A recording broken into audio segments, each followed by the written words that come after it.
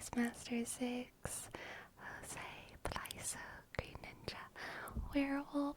Hello everyone, how are you doing today? What's up? What's up? What's up? What's up?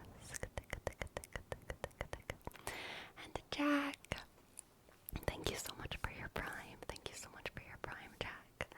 Jackity Jack. Jack, Jack, Jack. J, click. A, C, K, click, click. F, sk, sk. F, sk, sk. D, click, B, sk.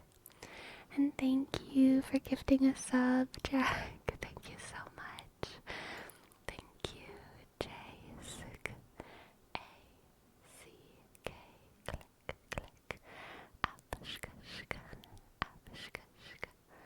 D, click, B, sk. Thank you, Jack, Jack, Jack. Thank you, and thank you for your bits as well. And Sinjope, thank you. Thank you, Sinjope. Thanks for gifting us up, Sinjope. S, I, click, N, shk. C, H, click, O, sk. B, sk.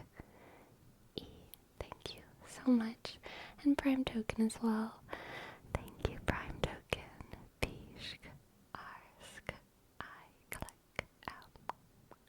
E, sk. Underscore. D, click, O, K, shk, shk. E, N, shk. Thank you guys so very, very much. I appreciate it. Prime Token asked, what do you have planned for the 2-year anniversary? Just streaming. Just ASMR, just streaming. Nothing special. Just streaming. Just streaming. Hello, Saki, sir. Hello, Pasta John. Shuk, shuk, shuk. Hello, BNB.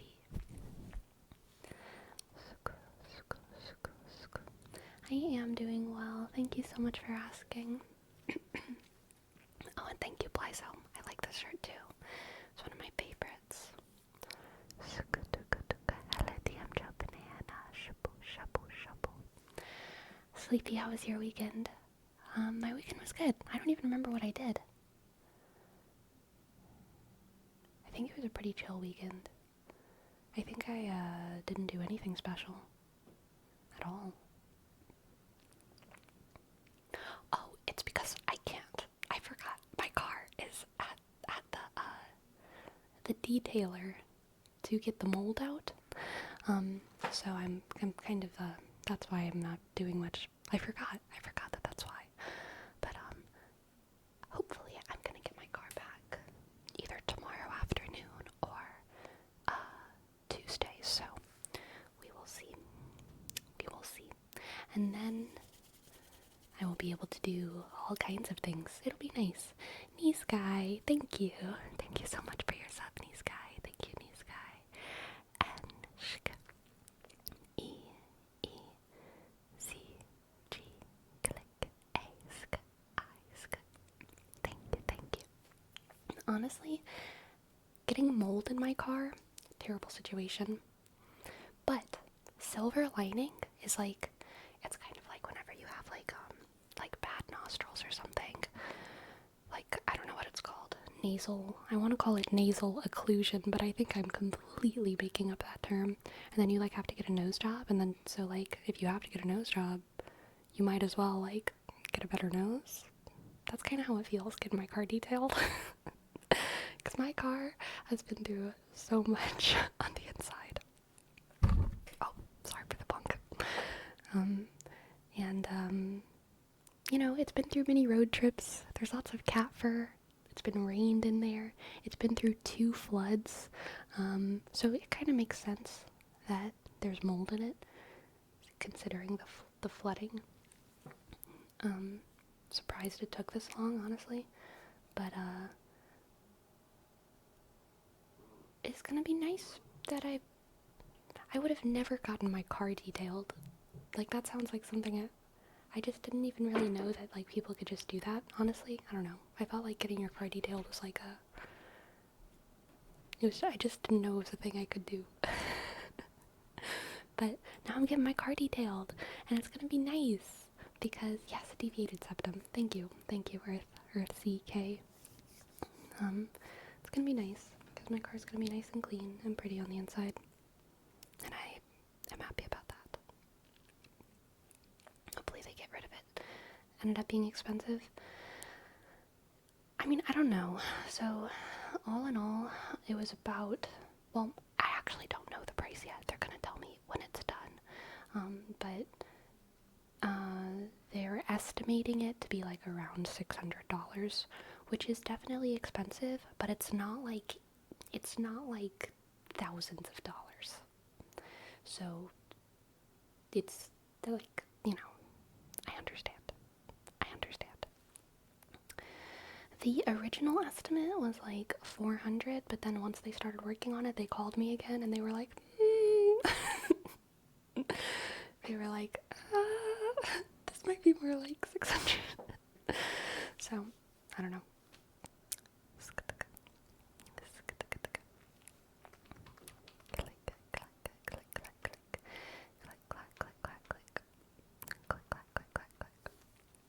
You got at least $200 worth of extra mold in here, yeah.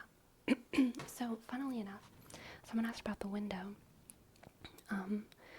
The window, I don't have a plan to fix it. Like, I mean, I plan on fixing it, but I don't, like, have, like, an appointment scheduled, and, like, I don't think the detailers do that. That's, like, a mechanic thing. So the windows are still a problem that needs to be fixed, and I think that's going to be much more expensive. But hilariously, a couple hours after I dropped my car off, I got a call back from the guy, and he was like, "Are you aware that your passenger door is stuck? It doesn't open." And I was like, "No, I didn't know that." And he was like, "Yeah, it doesn't open. We've tried opening it from the inside, from the outside, locking it, unlocking it. It's just stuck. It doesn't open." And I was like, I had no idea. And he said, it might be more water damage, somehow related. If the window on that side is broken and there's water in the back, like maybe some kind of water thing happened in here. And they were like, "We're gonna try to get it open, but I don't know how much we can do." And I was like, "Don't worry about it too much, because I'm never driving people around. I don't need, no, the reason, I have no idea how long it's been like that, and also, like,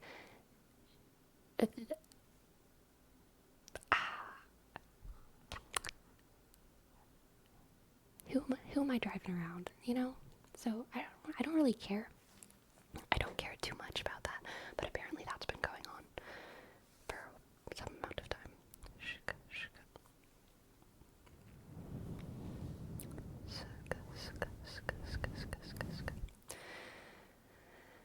The last time I would have opened the passenger side door would have been probably like over 2 months ago. But I don't know.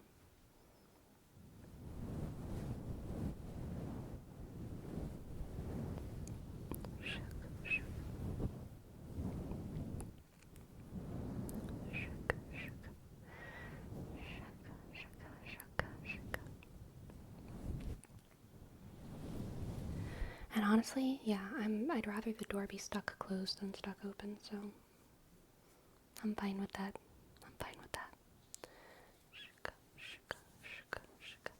Six, thank you, Six. Thank you, Six. Thank you so much for gifting us up. Thank you, Six.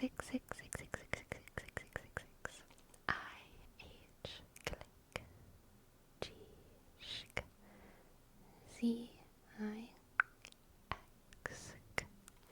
thank you, Six. Thank you.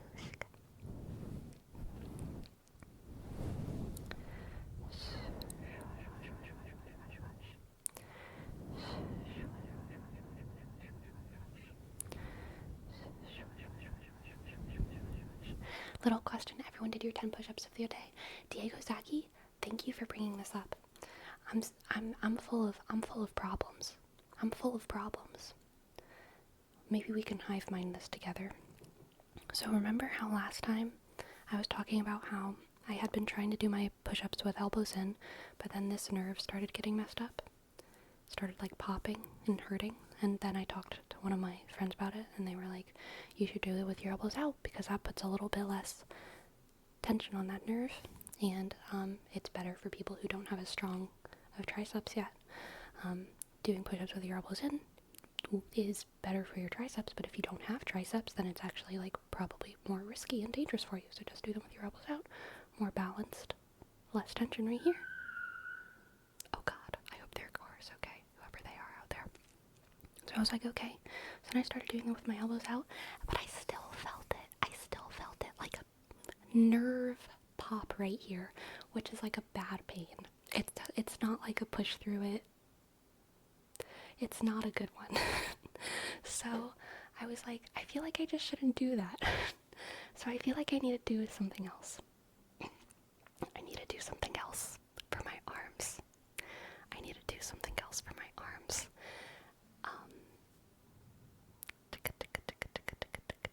Nervy squirvy, exactly. Maybe you're just too conscious about it. I don't think so, I don't think so. How many can you do before it starts hurting? So it's like a pop. It's not like a slowly increasing thing. So it can happen on like the first or second one. Like, because it happens as my elbow goes down, there's like a sparkle, like a bad sparkle.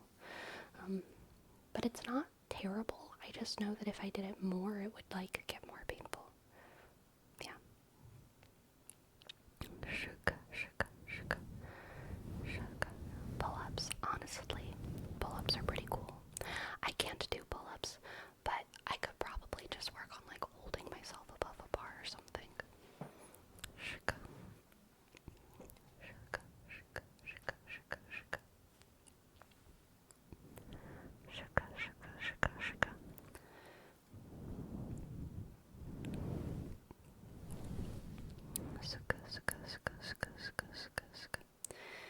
Yeah, I'm thinking that's probably what I should do. I feel like I should just lift weights with my arms for a while before going back to push-ups.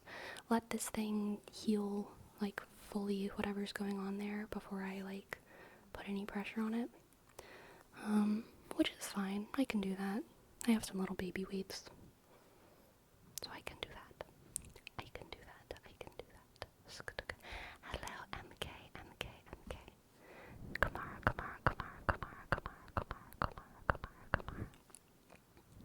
Hello, T-Bomb. What up? You pulled it and dislocated it? It's not dislocated. Like, I have full mobility of it. So, it's not dislocated. It's just a little, like, nerve pop thing. Shuka.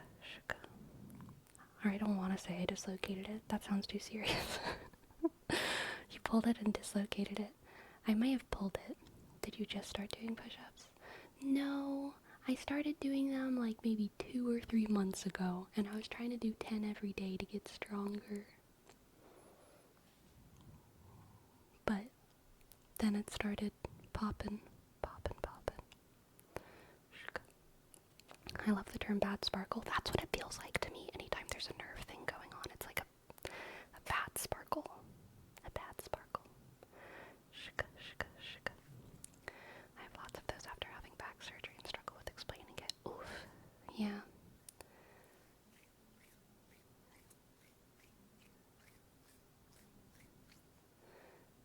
You could work out triceps doing dips. Dips are fun. I could do dips. For Johnny, we have a word wrap for Johnny.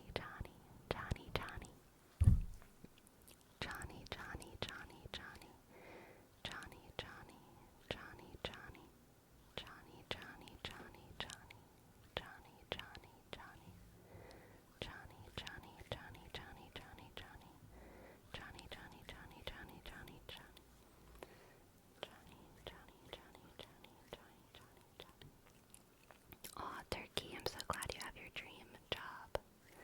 That's great. Johnny. Yeah, so the friend that I talked to who told me that it was probably a nerve thing, I wish I could remember. He told me to stretch it out as well. Streptocon, so he said to like lift my hand up and I think like basically pull my fingers, lift my hand up and like pull my fingers down, and then also I think turn my head away from that arm. I think it was actually towards the arm, which felt like counterintuitive, but I think that I remember it feeling counterintuitive. But I can't remember what motion he told me to do with my hands. There was some kind of like specific finger way to move your fingers to stretch that out, and it did feel good. So I should try and remember what that was. Shaka, shaka. Shaka, shaka. Johnny, Johnny, Johnny, Johnny, Johnny, Johnny, Johnny, Johnny, Johnny, Johnny, Johnny, Johnny, Johnny, Johnny, Johnny, Johnny, Johnny, Johnny. Yeah, Prime Token. I do know that one. One of my problems, just in general, when it comes to like a lot of stretching stuff, is that I am like super, super, super flexible. Super hyper flexible. And this isn't by design, it's because I've been stretching like very consistently since like the middle of high school. So for like over 10 years now. And so because of that, I have to like find some crazy positions to get those good stretches. You know what I mean? So yeah. It can be a struggle sometimes stretching those like really weird little tiny areas. Have you heard of Ehlers-Danlos syndrome? I have heard of it. I'm pretty sure I don't have it because I haven't like broken a lot of bones or like twisted a lot of things in my life. I've never broken a bone, and I've only twisted a couple things in my life. So like I am very stretchy, but I don't think I'm like too stretchy. I don't think I'm like falling apart at the seams. Stretchy. I don't think that's a syndrome that exists on a spectrum. Maybe if it exists on a spectrum, then I'm like a little more on it than most, but like I don't think so. You came a long way with your channel. We're all so proud of you. Keep up the good work and tingles. Ah, turkey, turkey, turkey. Thank you so much. That's very kind of you to say. Thank you, thank you, thank you. Look up nerve glides for radial, median, and ulnar nerves. I'm highlighting that and pasting it in my notes. There it is. There's many different disorders that fall under the name. Gotcha.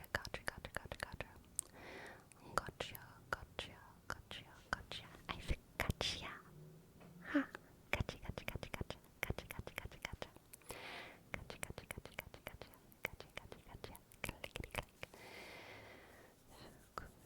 You may have a less severe version, probably worth talking to a doctor about. Dr. Schmachter, you know. Doctors. Who needs them?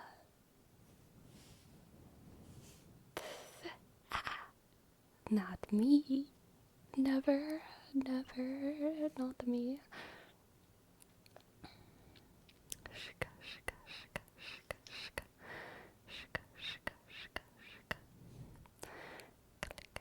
Health is overrated. Just give me a hedge witch, you know? I'll go to a hedge witch instead, please. I'll pay them in bread and blood. My blood. I have plenty. They can use it for their rituals or something.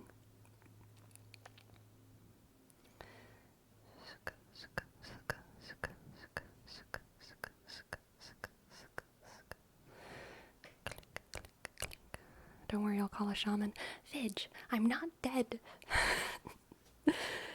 You can talk to me. We don't need a shaman as a mediator. Okay, I'm right here. I'm still alive, I promise. I'm still alive. I'm still alive.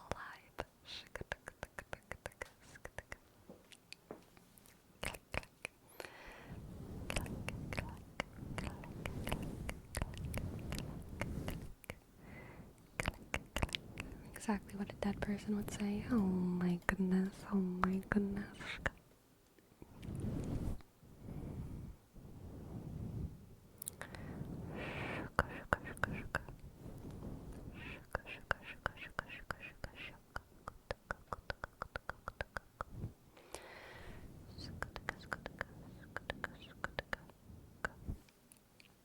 How do you feel about the idea that if you were able to live on through an AI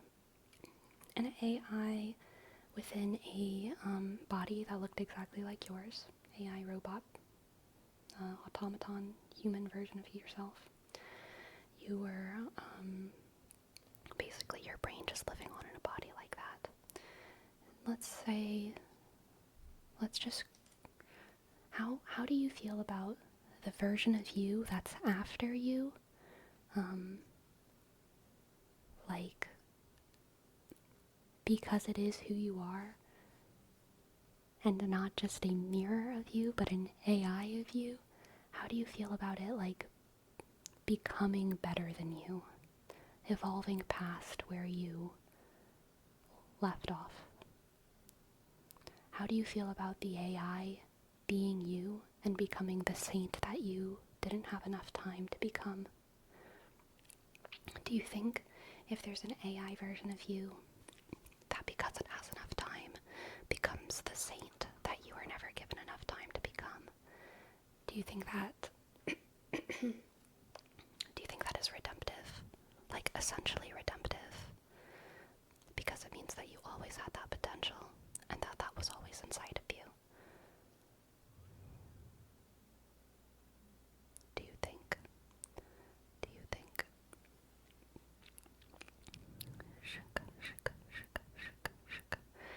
The AI would 10,000% become a degenerate and not a saint? Yeah, but what if it didn't? What if it didn't? Would be awesome if they did better than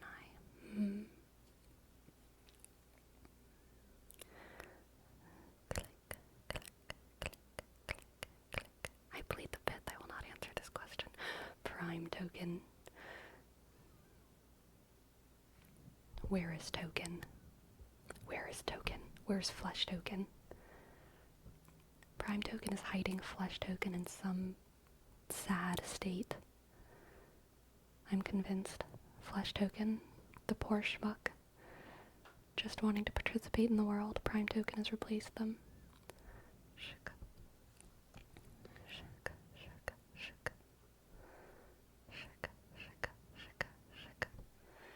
Saggy iguana, here's your name address. Saggy, Saggy. S-A, click, G, click, G, click, Y, sk, I, click, G, U, sk, A, click, N, click, A, sk, sk.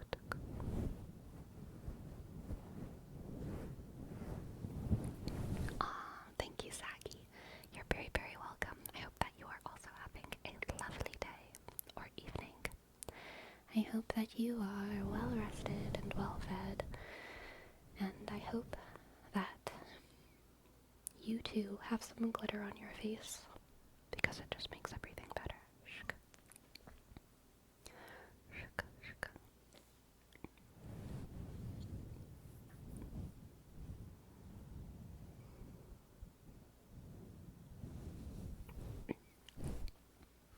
Unironically, I'm terrified of an AI uprising.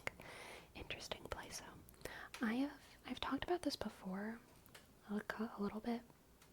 Gosh, sorry, my throat has like stuff in it. But I feel like I have such a hard time taking AI seriously. I feel somewhat apathetic to AI and all of the issues surrounding AI. I can sometimes become fascinated and excited by specific things, and maybe scared and icked out by specific things. But like,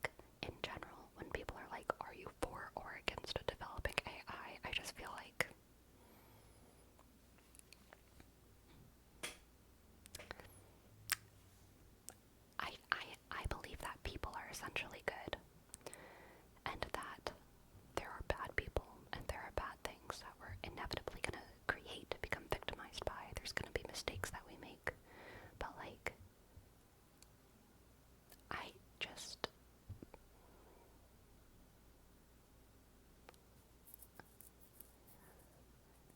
I don't feel... I don't know. It's like someone saying, like, do you think the internet is bad or good? It's like, the internet is just a place full of people. There's bad people, there's good people, there's people who use it for bad, people who use it for good. But I think overall the internet is just another expression of humanity, which I believe is essentially good.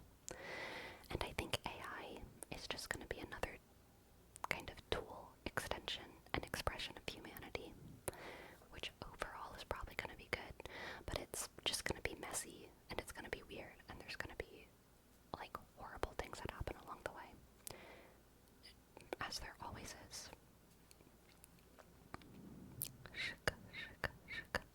Random Moose Brains, thank you for your sub, thank you for your sub, thank you for your sub, thank you for your sub,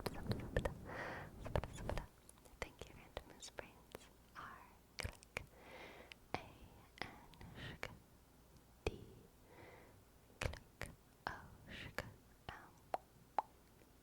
click, click, O, shika, S, E, shika, B, sk, R, sk, A, click, I, sk, N, click, S. Random Moose Brains. Random Moose Brains, Random Moose Brains, thank you. By definition, it won't be an expression of humanity. I think that is an interesting discussion. I think it could be. You're thinking of machine learning, I think. I don't think so. I don't think so, but maybe. I need to clear my throat though, just one sec.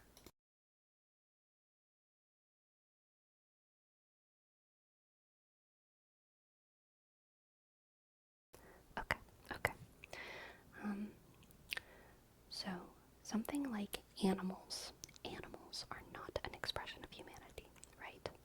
Lions and tigers and bears, not an expression of humanity. But something like the culture of domesticated pets, or zoos. Zoos, the culture of domesticated pets, biology, all of these different things are expressions of humanity. My cat as an individual is not an expression of humanity, but the culture, her context is an expression of humanity. And I think that AI, in my head, AI is more an expression of humanity than a foreign wild thing. But I recognize that eventually AI could become a foreign wild thing, as wild and foreign as lions and tigers and bears, completely separate. But I feel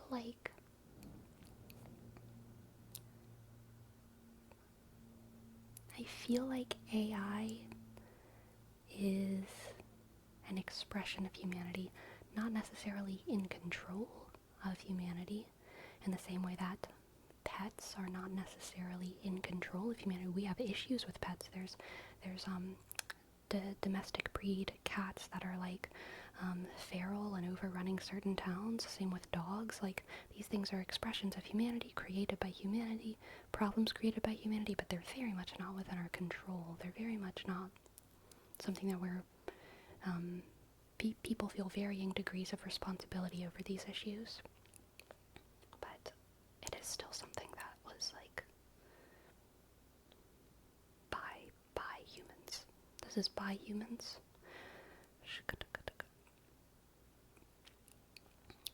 It's an extension of humanity. The issue would be if they ever extend too far away from our control. True, true, true.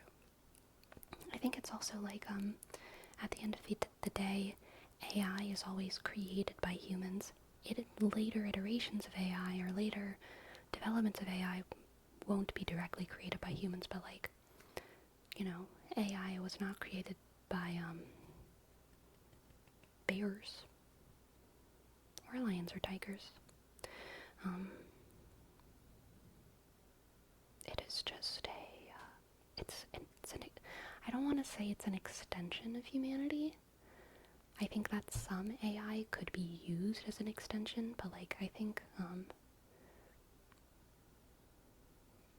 in the same way that I think of humans as extensions of our creator, and also not extensions, sorry, expressions of our creator, and also expressions of natural processes of earth. I think that like humans are expressions of evolution, and humans are expressions of like the planet of earth and its distance away from the sun. Humans are expressions even of things like cellular reproduction or symmetry. Humans are expressions of the idea of symmetry. I feel like AI is an expression of the human spirit. And I know that's like a super, super vague thing, like what the heck is the human spirit? But like, as long as we are, humans are always ingredient one in whatever is AI. Like, the programs, the whatever, the thing, it would not exist if no human at the beginning put a 0 or a 1 or a space or like, I don't know, opened a new tab or however the heck they do it.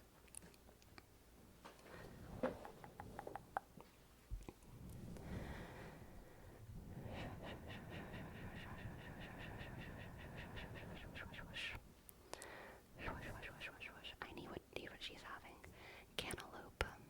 Okay, cantaloupe. You need some cantaloupe. AI is created by humans, but later down the line they would end up creating themselves without human involvement. Yeah, yeah, I agree and understand that. Click, click, click. That's true, but that's because we only expose little humans to other humans. That, and as a species, we are biased towards our own kind. AI wouldn't necessarily have the bias. Interesting.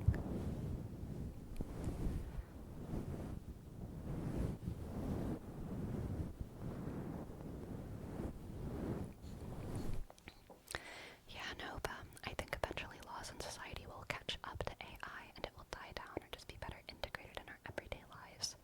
The current issue is deepfakes of celebrity for things they don't consent to, or of politicians, people of power saying and doing things that would sway perception of them. So I have like a very unconventional take about this. Obviously, I'm not in support of these like deepfakes and things happening. I don't like want people to be targeted by these things. I don't want these things to happen. But I acknowledge that they do happen and they will happen, and that there's plenty of people whose interests it's in to manipulate the masses by using AI or machine learning. And I think that there is a positive outcome to this, which is the devaluation of information, which sounds bad. And I think a lot of times it is bad, but I think I think that information has always been bad. We have always been victims of propaganda. We have always been victims of manipulation by people who are in power, whether that power is conventional, money, status, whatever, or whether that power is just the ability to manipulate information, like people who are really good at PR, people who are really good at editing, auto-tune, whatever.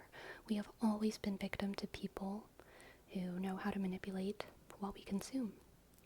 And it's becoming more obvious now, and because of that I think we will value information less because everything will be hearsay. And that sounds like terrible and chaotic, but actually that's kind of how it used to always be in the olden world, before we had newspapers, before we had the internet, before it was normal to be illiterate. Everything was hearsay. And I'm not saying that was like all good, because information and access to information is also really, really good, but it wasn't, there was a certain unification of the folk that arose because of that, if that makes sense. Because the thing that became primary were the things that you physically could see, touch, taste, and hear. Not primary in terms of entertainment, but primary in terms of the causes that you fight for, primary in terms of the people that you care about. When all information becomes devalued, it's way easier to, like, not give a fuck about the king. Because, like, who even is he? No one knows. I've seen a painting of him once in my life, and it was probably done by some artist who was paid off to make his muscles look bigger, you know what I mean?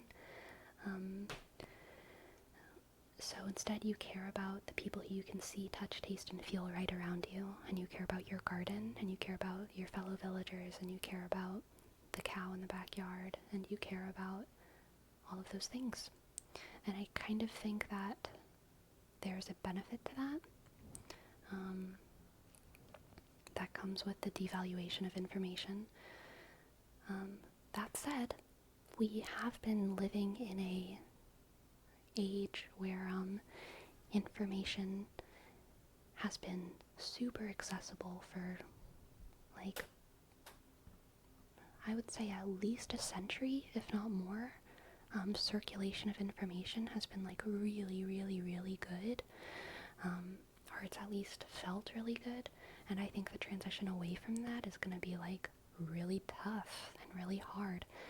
Or we're just going to get it all sorted, and there's going to be laws passed, and there's going to be limits put on science, and none of this will come to pass at all.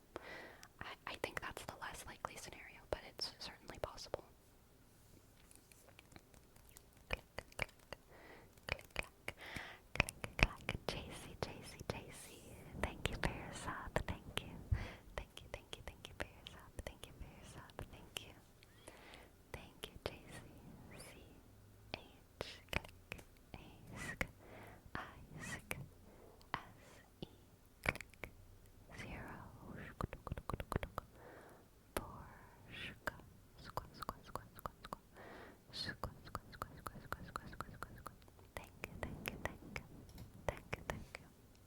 thank you.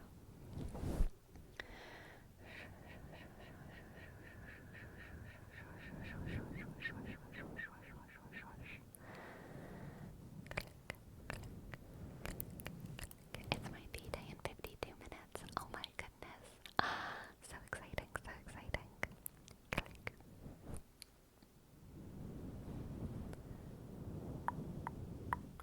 In matters of information, we completely ruined the illuminist dream of universal access to knowledge. We had the ultimate tool, the internet, and we misused it horribly. Agreed. The surge in ignorance can be in no small part to the internet. The surge in ignorance. I don't know if there's been a surge in ignorance, but I do think there's been a surge in misinformation. I think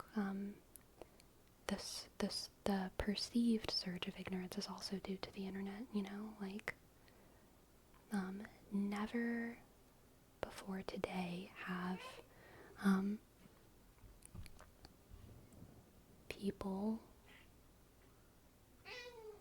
so many people had voices. Hello, Gracie. Hi, girl. And in a lot of ways, I think that's good.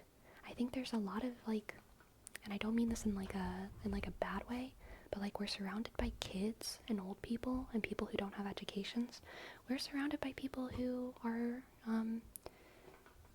like who don't have the same types of intelligence that we do, and we always have been. But never before the internet have the people who don't have the same type of intelligence as we do had as much of a voice, if that makes sense. Like, people who didn't have access to the same amount of education as people who have access to more education used to just not exist in their bubbles. And now we're surrounded by people who just live in different worlds. And I think it's actually, like, a much more accurate, the internet gives us, I don't think the internet has made people more ignorant or made people more stupid. I think the internet has just made us all have to kind of acknowledge that we've always been surrounded by ignorant and stupid people. And it's not always their fault. It's not always their fault. A lot of times, well, I mean, first of all, there's tons of things that I'm ignorant and stupid about.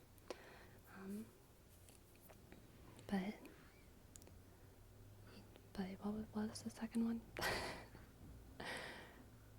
I don't know. Yeah, I just think it's like a more accurate version of humanity because it's all right in front of us. The internet just made us all more aware of each other. Exactly, exactly, exactly, exactly, exactly. There's been a surge of the Dunning-Kruger effect. I think that's fair, maybe. Hello, girl. Do you want your capture to be closer?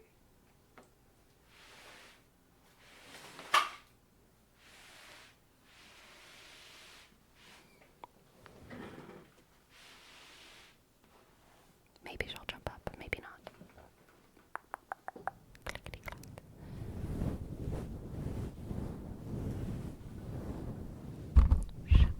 Oh no, hey. I hope that your power returns swiftly. I hope that all of the electrical people are safe up there on those wires, and that your power gets restored as soon as possible. I know, girl. Hello. Come on your cat tree. I'll pet you over here. Come on.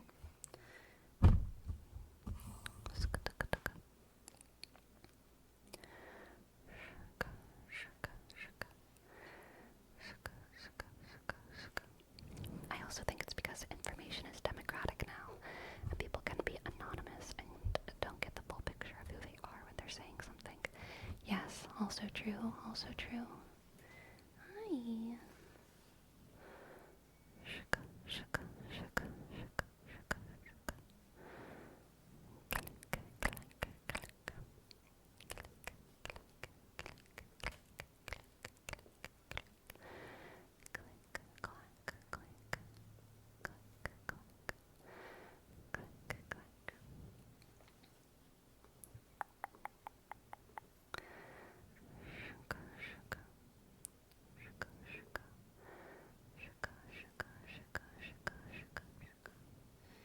What's up? What's up?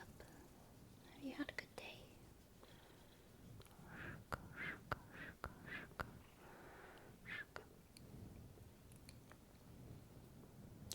I was watching Squishy earlier, ASMR artist, and her cat Oatmeal and my cat, they are, I'm guessing, the same breed.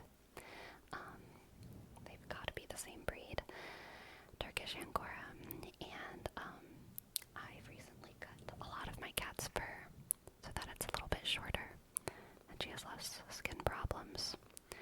And when I saw Oatmeal today on Squishy's stream, I was like, look at all that fur. But like low-key, I was like, damn. Damn, Gracie. You look good with your short fur. You look good with your short fur. You look like such a little princess.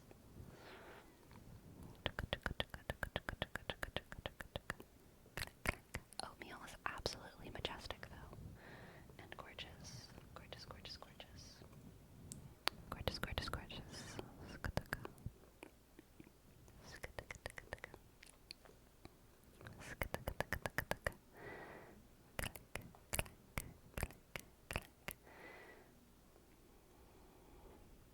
We do love Oatmeal. Absolutely, absolutely.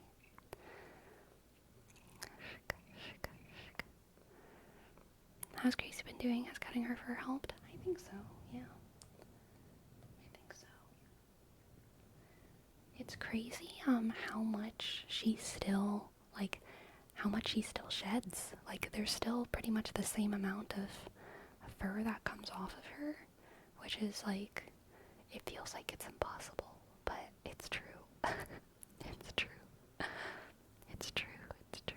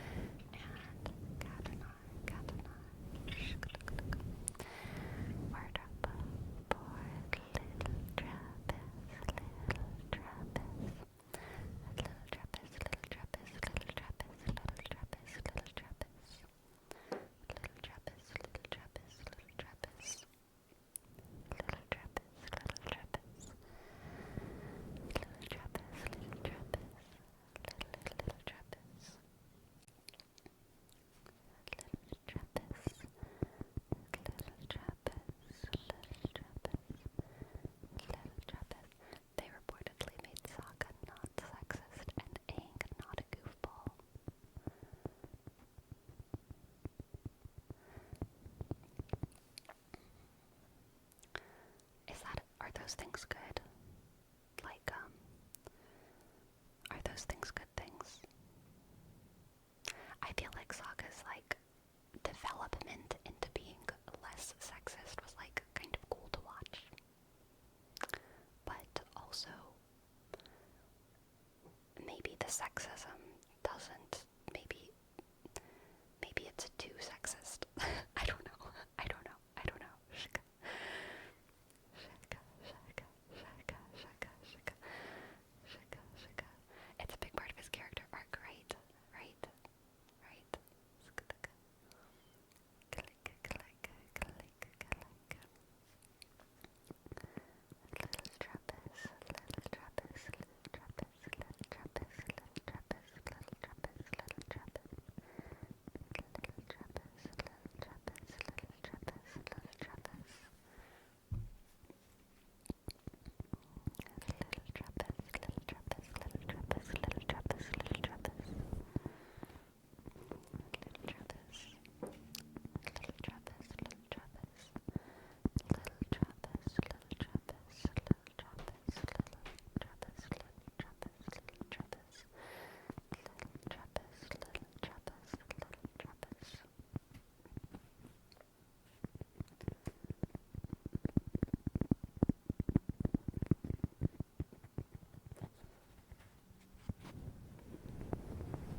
Little Trappist, little Trappist. I'm gonna clear my throat again, just a sec.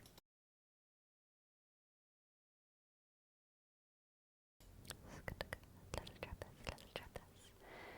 Shaka, shaka.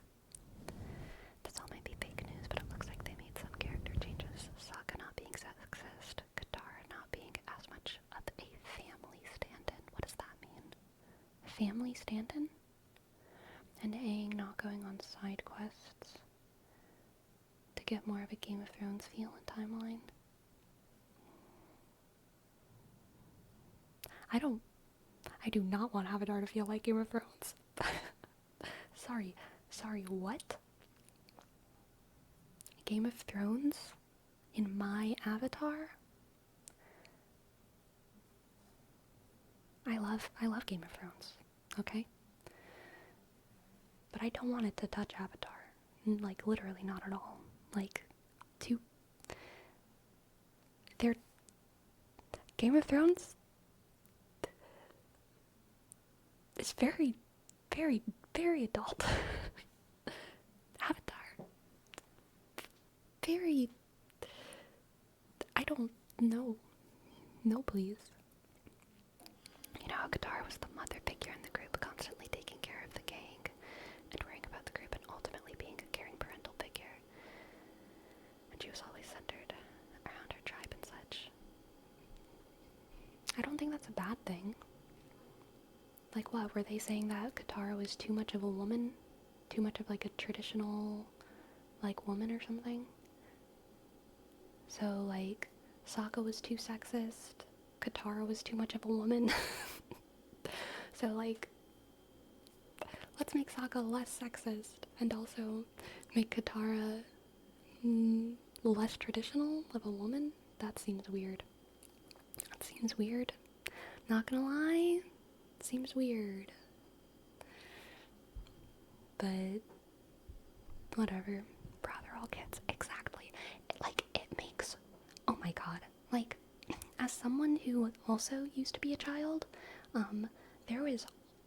Starting from the age of 5 in kindergarten, when you're with a group of girls, there is one girl who becomes the mom, okay? There is one girl who becomes a mom. You don't become a mom when you become a mom.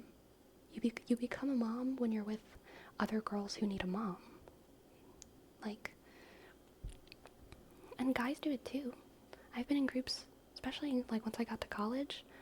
Sometimes like I would be with some like girls and some guys, and then there would be like a guy, and he was like the mom because none of us were the moms. And I was in theater, and there were men who knew how to be moms in the theater department.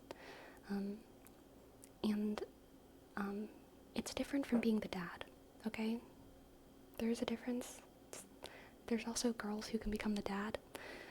I know this is like extremely heteronormative, but the but there are there are certain affects tied to the roles that are definitely distinct.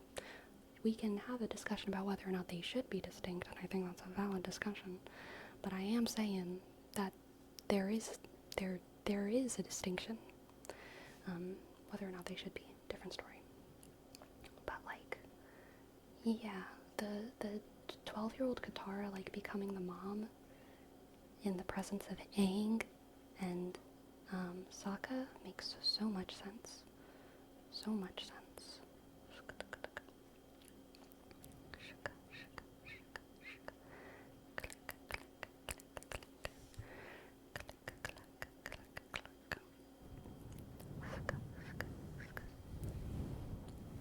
And after losing her own mom, not having her to learn from, yeah, after losing her mom, she was the woman of the household.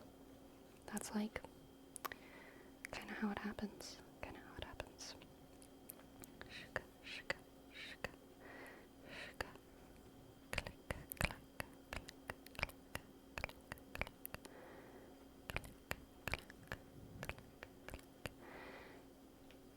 There is no war in Ba Sing Se. Are you listening? There is no war in Ba Sing Se. There is no war in Ba Sing Se. There is no war in Ba Sing Se. There is no war in Ba Sing Se. There is no war in Ba Sing Se. There is no war in Ba Sing Se.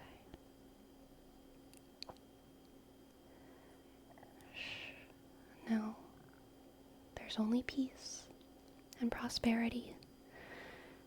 The Ba Sing Se dream is real. There is no war in Ba Sing Se.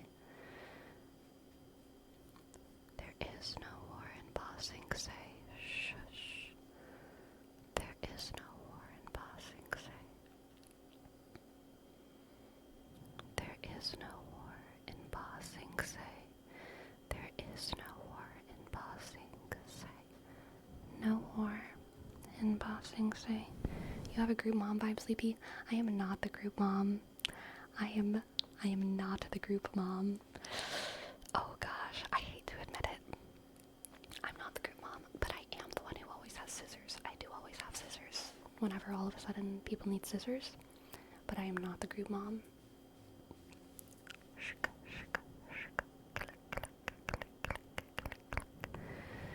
Sleepy is the one that drops random trivia and asks if you could be happy as a worm.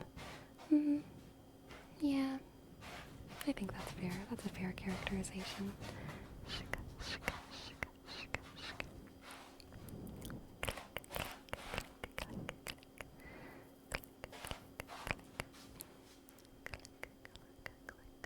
Do you carry scissors in your pocket?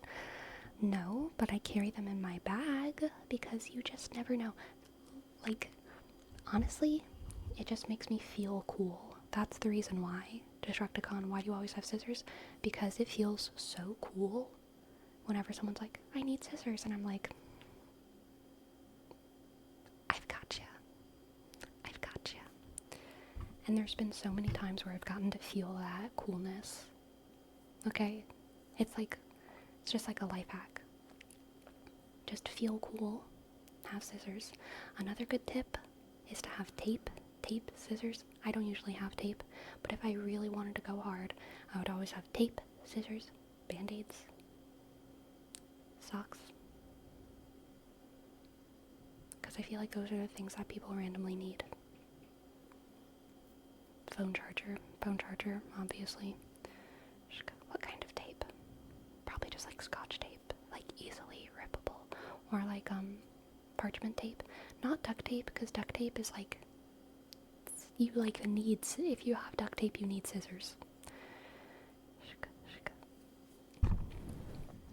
I think I would be able to Sakai when you take out a pocket knife. Yeah, probably.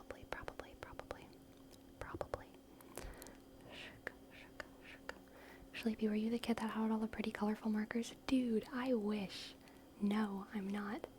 I'm not the kid that had all the pretty colorful markers. I'm the kid who had fucking pencils instead of, lead pens. You know what I mean? That was me. And I would, peel the skin off my pencils when I was bored. I would take my pencils and I would, like, rub them against the edge of the desk so that the yellow paint, like, came off of them. You know what I'm talking about. And then I would do it on all the sides so that I was even. And then, once the paint was off, I could suck on them. Because the paint, I didn't like the taste of it. But if it was just wood, it was fine. So no, to answer your question, I did not have the pretty colorful markers. I was just being a fucking freak with my pencils. You were the kid with the naked pencils, yes. Yes. Yes. Shika, shika. Hello, Sci-Fi Fantasy Freak. Welcome to the chat. Welcome, welcome, welcome. Welcome, welcome, welcome, welcome, welcome, welcome. How old were you when you did this? So I remember it definitely being elementary school. I'm gonna guess like 2nd to 3rd, maybe 4th grade. I probably wasn't sucking on them after that, but I didn't suck on them like forwards and backwards, like they were like sideways in my mouth. I was kind of chew on them, like corn on the cob. Because like the front and the back side have like lead and eraser. That's gross. It's just the wood, you know?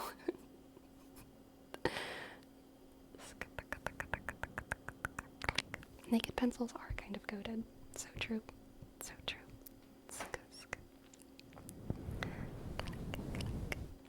Okay, we have a name trace for Ryan. Ryan.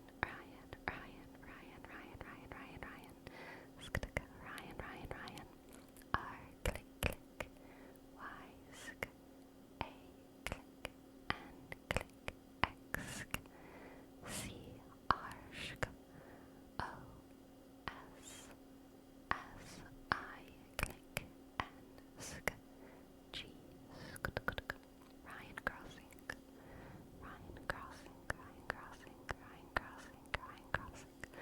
Not a word, but can you do cork tapping? Absolutely, Runewood. Absolutely. Runewood.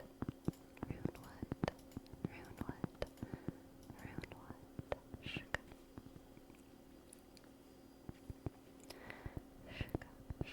I never did that with my glue Destructicon, but I was like jealous of the kids that did, because it did seem very fun to like peel the glue off your hands. You didn't chew the metal once the eraser was all used up? No, I didn't. I didn't like the taste of metal. I still don't really like the taste of metal. When I was a really little kid, like toddler age, I did have a problem with sucking on like change, like that I would find on the ground, which my parents very quickly were like, you need to not pick up money from the ground and put it in your mouth. You need to stop doing that. I remember that. I remember my parents being quite stern. Which is very fair. Very fair. But as soon as I was out of toddler age, I did not like metal. I don't like metal. I don't like the taste of metal. It's no good. No good. Shake. Click, click.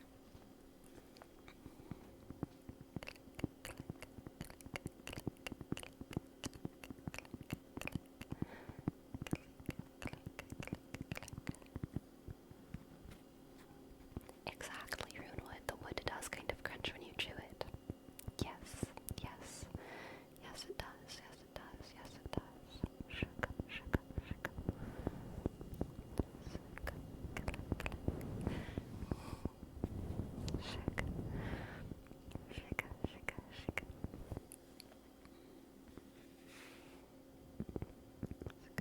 My toddler makes me worry he has pico with the amount of non-food he tries to eat.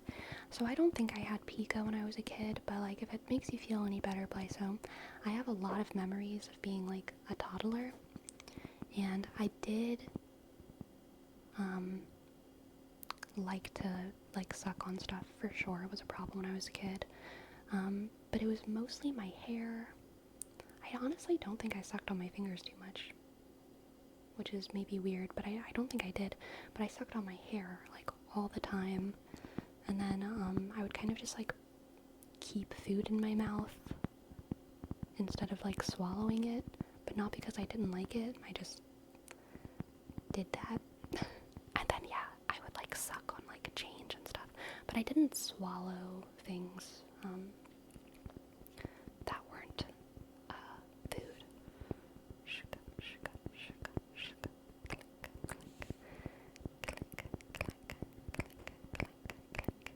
Exactly, Vidge. Exactly, Vidge. It's just a phase. It's just a phase.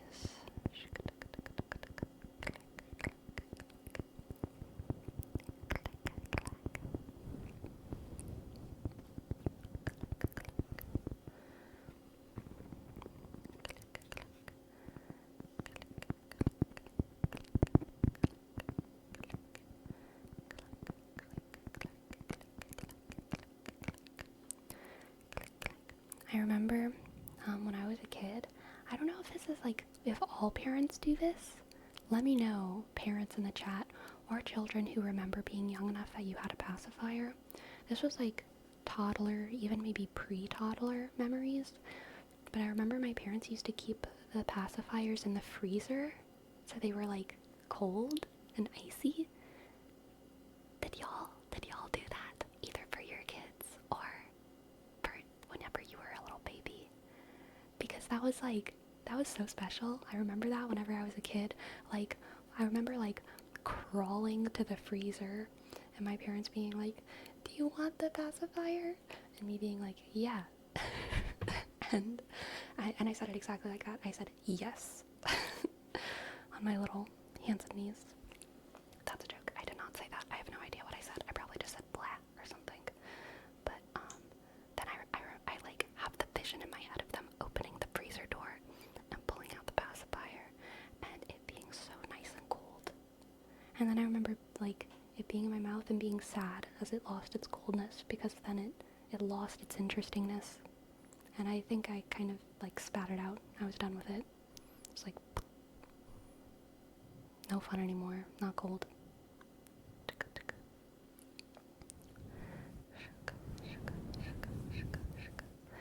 I do it for my kiddo sometimes. He doesn't like his passies cold. Cold TBH, he'd rather a frozen waffle. Dude, frozen waffles go hard though. Frozen waffles go hard. Mother, I require the temperature controlled pacifier from the refrigeration unit.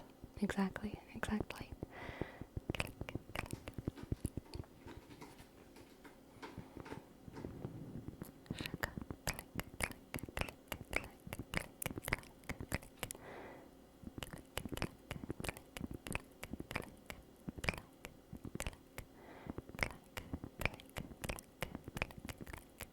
Cold pillows are the goat. I agree with that. For and sci-fi or sci-fantasy freak. Why did you turn into Heimerdinger there? I thought it was implied. In the way you said that. Of course it was Heimerdinger, right? The refrigeration unit. Ah. What's a Heimerdinger line? I can't think of it one. Ah, something science.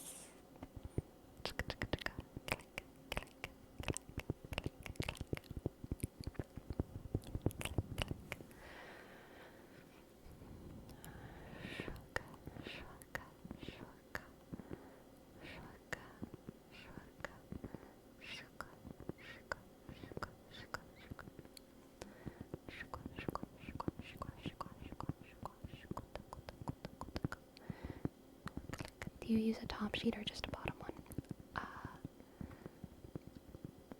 I just use a bottom one.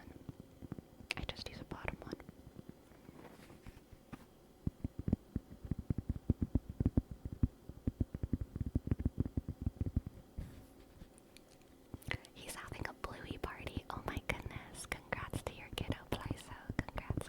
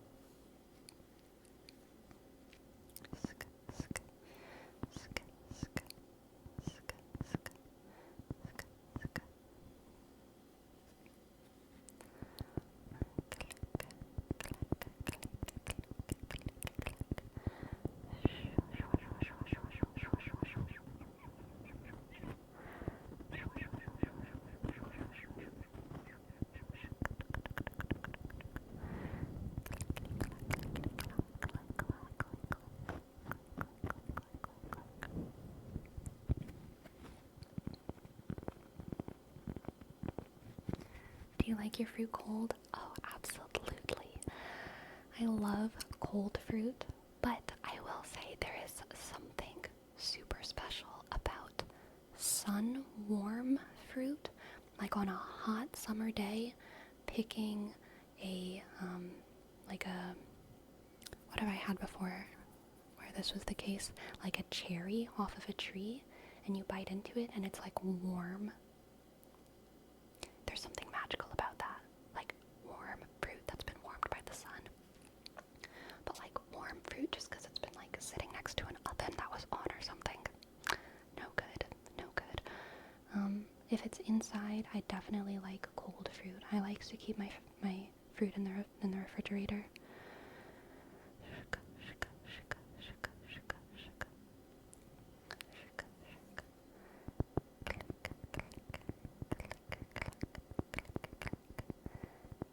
Am I the only one that gets a leg out during winter to match the temperature to the perfect point?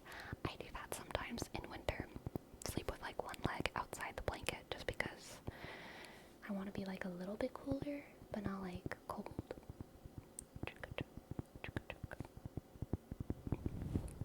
Ah, cold crisp apples. So good. So good.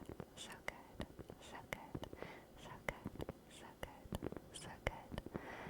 Delicious, delicious, absolutely divine. Delicious, delicious, and absolutely divine, divine, divine, divine, divine, divine.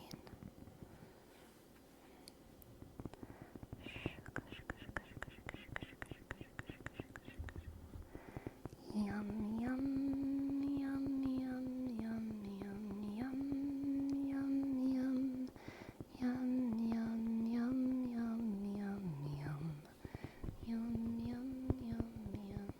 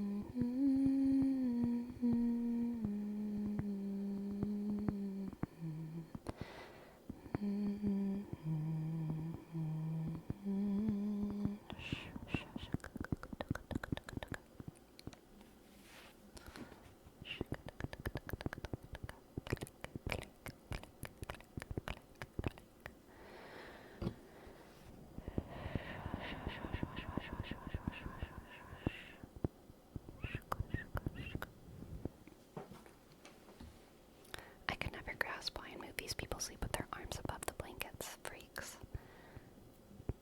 I think it's because they're warm.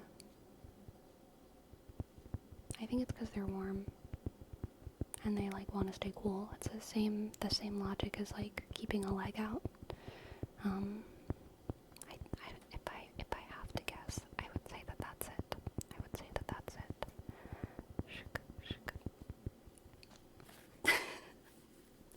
Oh my god, Jerome. I bet Destro goes to sleep with socks while sucking on his battery. Oh my goodness.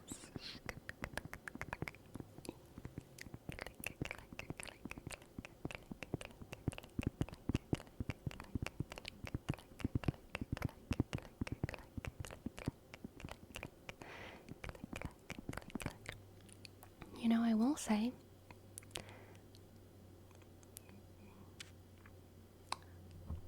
sometimes sleeping with my arms like up is comfortable, especially because I think I lose circulation in my arms, and I think it makes me like sleep more deeply because I'm dying. But it like feels good though. It's like very deep relaxation. I don't do it often, but like every now and then I wake up and my arms are like above my head and I'm like, whoa, what's happening? Usually this is what happens, and I'm sure some of y'all can relate to this, because I've related to people in real life about this. You wake up and you can't move your arms, and you're like, why is the world so heavy? And you have to like pull your arms down by your shoulders, because there's just no fucking blood in your hands anymore. And you have to like get the blood circulation going, because your hands have just been up for so long. Rydale knows. Okay, I'm not the only one. Ferome knows. I'm not the only one. Also, I'm like playing with this apple seed that I found on my desk, in case anyone's wondering why I keep lifting up my hand as if I'm holding something small. It's because I'm holding an apple seed.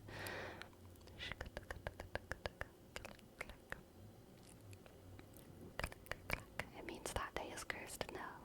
It means I've had a dang good sleep.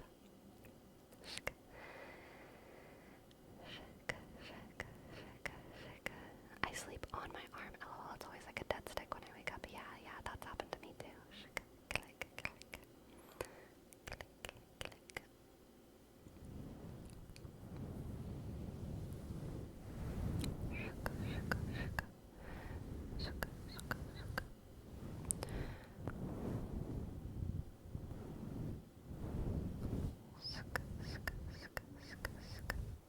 The amount of F-bombs Sleepy's dropped in this one stream is surprising to me. Have I been saying the F word a lot? Sorry. Sometimes it just comes out a lot, you know? Sometimes I just say it a lot, and then sometimes I say it less. It probably depends on, the content I've been consuming, honestly. How just in my head it is. Fuck.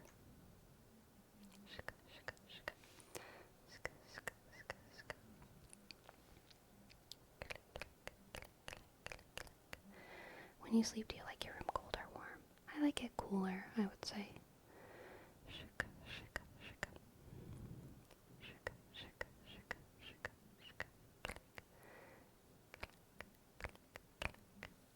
Hello Foodie the Lego.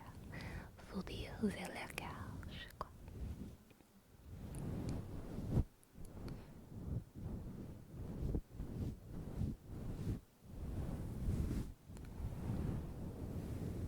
Did you just watch the movie American Fiction?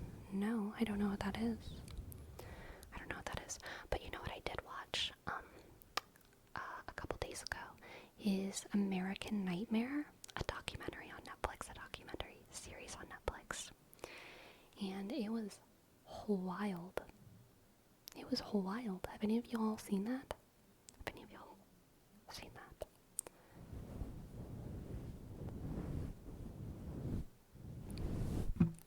It's basically about a couple who, one night they're sleeping together and some dude breaks into their house and kidnaps the girl and like ties up and blindfolds the guy, and then the guy eventually goes to the police and is like, someone help me get my wife, she's just been kidnapped. And the story is just crazy. I like don't want to spoil it for y'all, but basically the police are horrible and they start to suspect the guy, and then after the guy finishes telling his story, and the police really aren't pursuing anything, they eventually start to have the girl as being the main suspect in her own kidnapping, because they contacted her parents and they were like, is there any reason why, does she have any enemies, does blah blah blah blah blah, and the parents, and then they asked, like, has anything like this ever happened before, has your daughter ever been targeted in any way? And the parents say that whenever she was young, she was like sexually assaulted, and then the cops are just like, oh, well, she was probably just trying to relive her experience, and so then she becomes the prime suspect in her own kidnapping, and they are not pursuing the kidnappers again. Wild. And then eventually um, she gets out. The person kidnapping her, lets her go, which is pretty crazy. He had been asking for a ransom.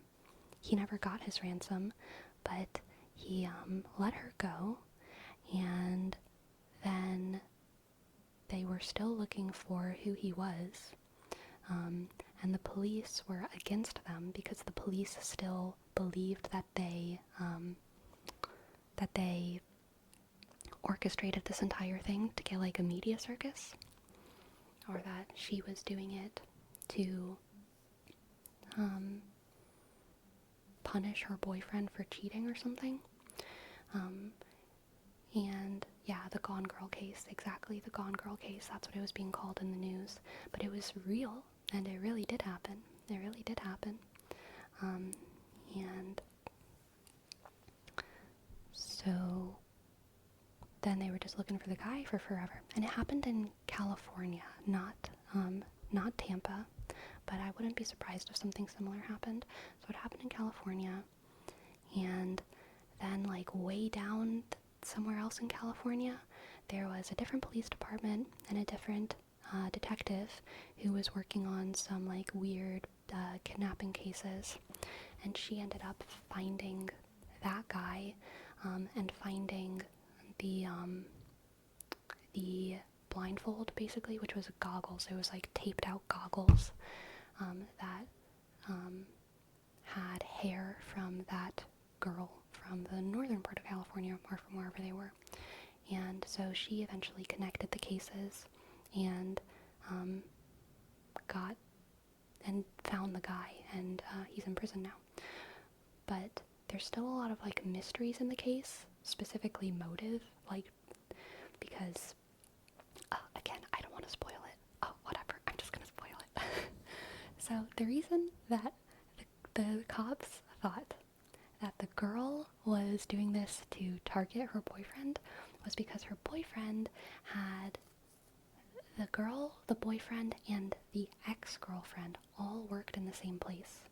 They all worked in the same hospital unit.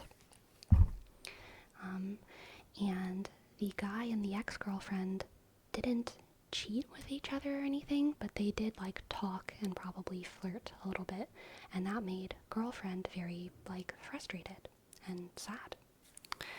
And so the police were like, clearly she was getting at you. But one of the weirdest things about the kidnapping was that the kidnapper said at two different points, once whenever he was tying up the guy and leaving him, and then once to the girl when she was with him in his like creepy cabin in the woods, this was meant for this wasn't meant for you. This was meant for her. And I'm sorry this is happening to you, because this was meant for someone else. This was meant for that guy's ex-girlfriend, not you. That has never been solved. Why the fuck that happened?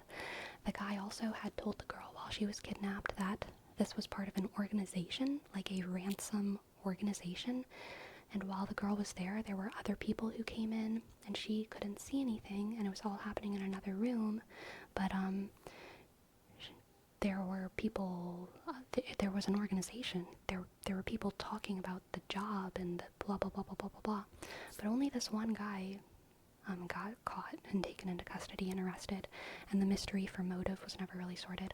And also, the chief detective on the case in the area where they kept just putting it all on the girlfriend and not investigating further, the chief investigator was the current boyfriend of the ex-girlfriend. Incredible conflict of interest. Incredible conflict of interest. And yeah, all of those loose threads have never been solved. Has never been solved, which is kind of spooky.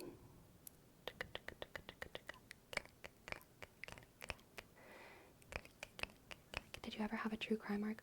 No, so I actually generally don't like true crime because I don't like it. I only like it whenever people are telling their own stories. And a lot of true crime is like other people telling other people's stories, or it's glorifying telling the story of the person who committed the crime and like glorifying them.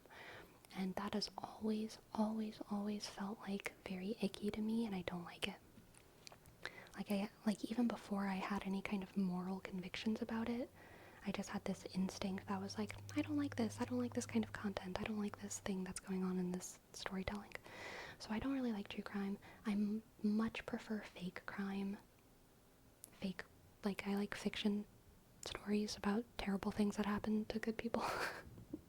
But I don't like the real stories usually. But I think that this story was different because it was completely start to finish basically told by the couple who it happened to, and it, to the point where it almost seemed clear that they were like directly being financially rewarded for taking part in this documentary, which made me happy. I was like, yeah, they're getting their bag, and this horrible thing happened to them. And I think another thing that made me not have that feeling is because even though obviously there were some details about the kidnapper and stuff, it wasn't like super focused on him and the terrible things that happened to her and blah blah blah blah blah. It didn't feel like it was glorifying him really in any way, which was good. Good.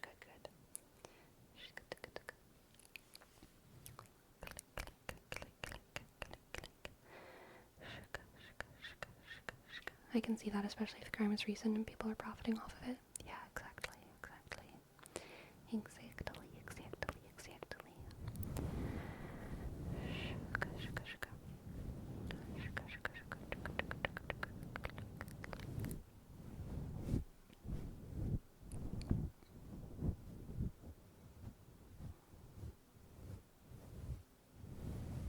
I'm about to be hired as a police dispatcher, and I'm sure there will be lots of unique stories that come from that. Absolutely.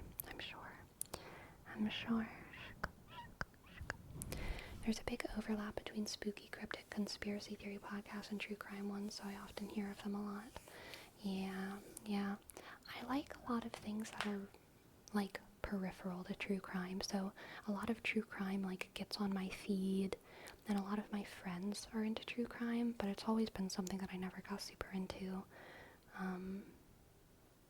Yeah.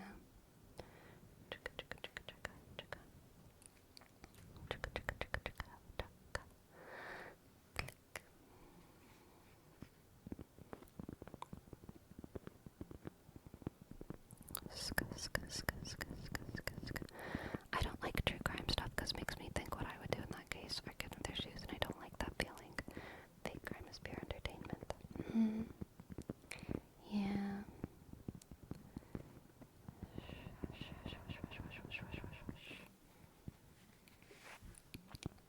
Oh, I'm so glad. Hey, that your power is back. Good night. My dad was a crime scene investigator for 20 years, so true crime has been a huge part of my life. Yeah, I bet.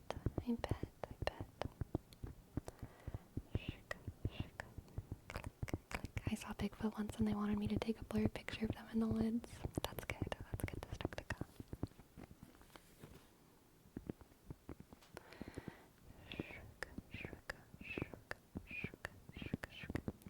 I 100% agree, Hagen. 100% agree. How dare they give serial killers that attention when my beautiful cat is right there? Really?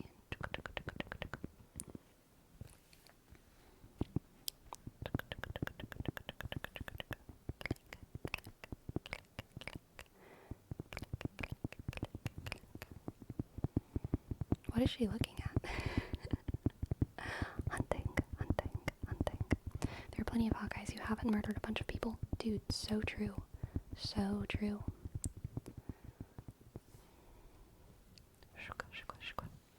There's even, like, lesser crimes, right? Like, why murder? If you need to be with a bad boy, like, just go for, like, I don't know, someone who, like, does graffiti. You know? You know what I mean? If he's gotta be bad, let's just do, like, graffiti. Graffiti.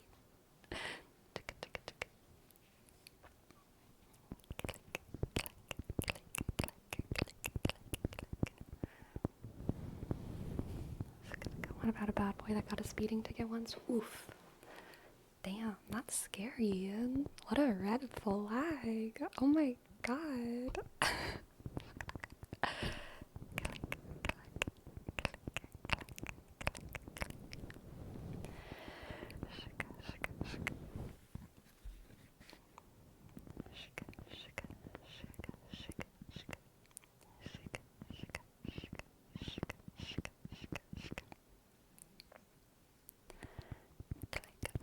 Not Spider-Man. Welcome back. I hope work was okay.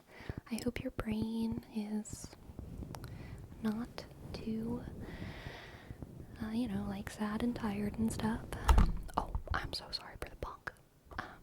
I hope your body is not too sad and tired. I hope that you are feeling good. Click,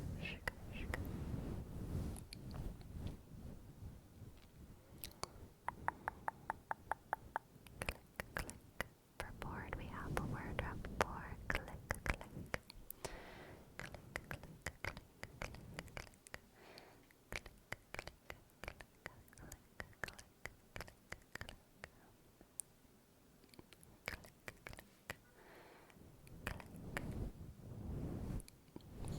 Okay, Sleepy, can you proofread this then? Normal boy equals hot, bad boy equals hot, or worst boy equals not hot. So there's actually a YouTuber, and I think he mostly got popular on TikTok, but I didn't see him on TikTok, I just saw him on YouTube. But this is their username. It's Homath. And they have this graph about attraction, and I actually think that their like graph about attraction when it comes to like the bad boy conundrum is pretty okay, but most of their content I don't like. I think it's kind of bad. But some of their content I think is fine. Some of their content, I think they speak some truths, but I think sometimes they speak, I think they overgeneralize. I think they overgeneralize extremely assertively. Like too assertively. They have a very assertive voice, and they kind of just like say some things sometimes that I'm like, I don't know about that. I don't know if everyone. I don't know. Maybe there's some exceptions, but like whatever. But they do have like a very long video that's like a big graph diagram about attraction, how men experience attraction and how women experience attraction, and I do think that it's pretty good. I do think that that video is pretty good. Obviously, again, it's generalizing, but yeah. Click, click. Click, click, click, click. Click, click, click, click. If their content is bad, they must be hot. So this is another thing that makes me feel weird about them, is they're constantly talking about how hot they are. They do talk about how hot they are frequently, and that's fine. They don't show their face or anything, and so in a way it's like, I think it's okay for people to acknowledge that they're hot, but something about the way that they do it in their content feels like they are really encouraging their audience to fantasize about how hot they are, specifically. But maybe they're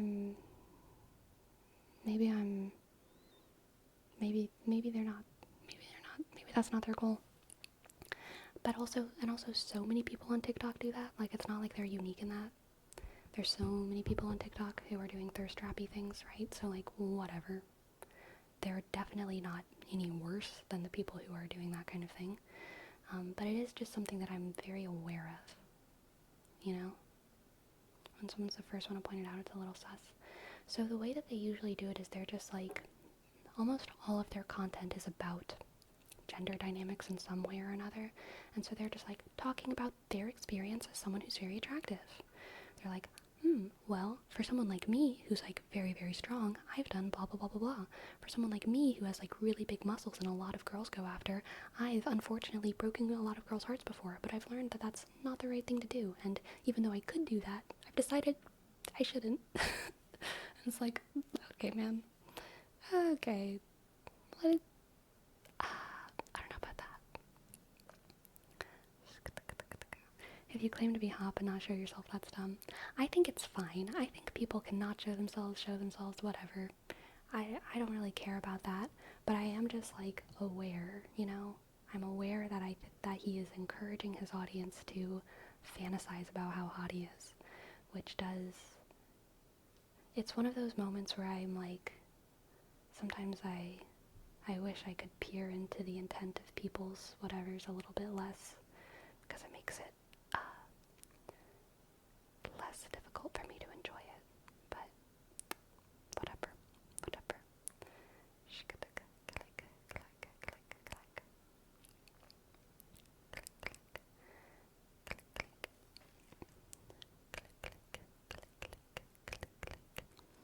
He's building a persona, and a questionable one considering the content that they make. Very Andrew Tate feeling. He's not as bad as Andrew Tate. Andrew Tate trafficked and sexually assaulted women, so I don't think he's that bad.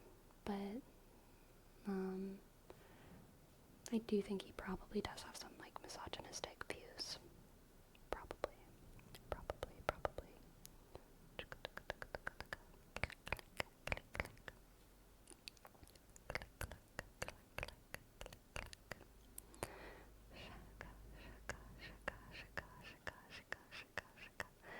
Well, yeah, but Andrew Tate didn't do that from the start.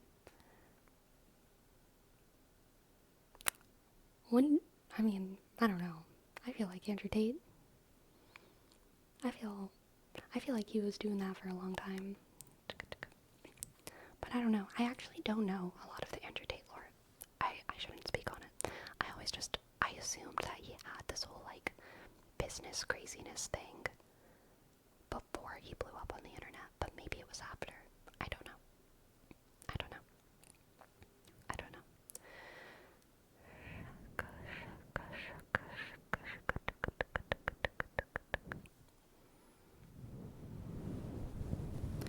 I know Andrew Tate was like, he did fighting, right? He did some kind of stuff, but I don't know. I don't even know what kind.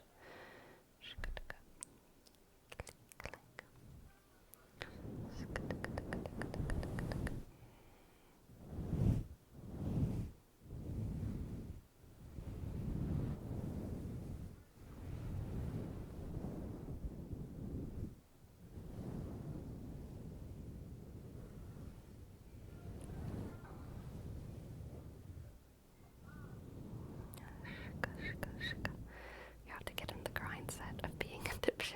Very true, Runewood. Very, very, very true.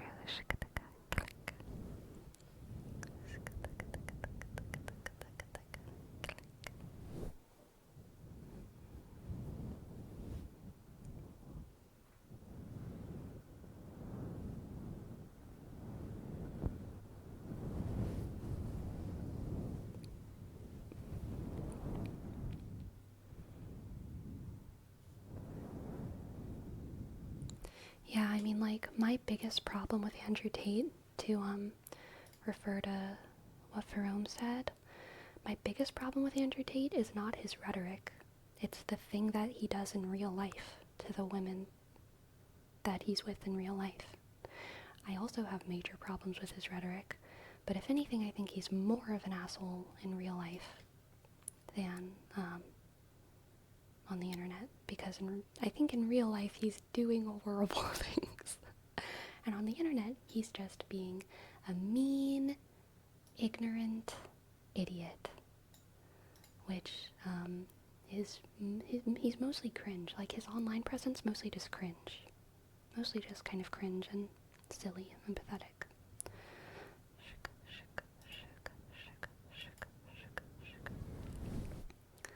It kind of amazes me when people compare Jordan Peterson and Tate. Me too. Me too. Like, there's plenty of misogynists on the internet. There's plenty of problematic people on the internet. There's plenty of problematic experts on the internet. But, like, Andrew Tate is, like, so horrible. We cannot say that every, like, conservative, whatever, kind of sexist guy is like Andrew Tate. Like, that is such a, just, it's such a far leap. It's such a far leap. It's like, I mean, I don't even know what a good comparison would be. But it's not good. It's no good.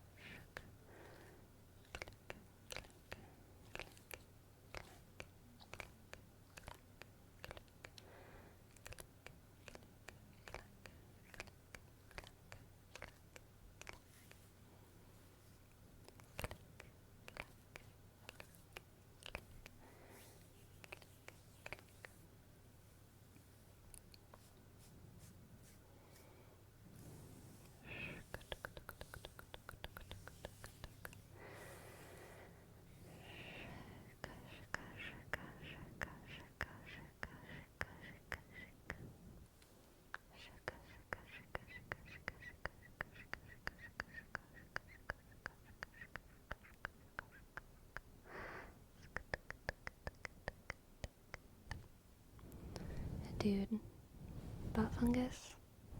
You right. You right. Yeah, no, I think one of the saddest things about Andrew Tate is just that, like, his rhetoric, not only is it horribly problematic for 10 million reasons, but second of all, I feel like it's just, like, wrong. Like, he just kind of doesn't come across as attractive. And I feel like, a lot of the guys who try to follow his advice will not come out looking cool, okay? If that's their goal, they're not going to come out looking cool. They're going to come out looking cringe, and that's sad. Like, not only are they being lied to, but they're like being double lied to. I don't know.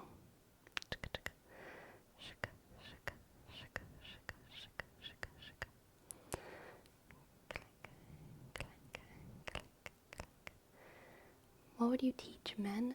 I don't think teaching men and women is a thing. I think teaching people how to be good people is a thing.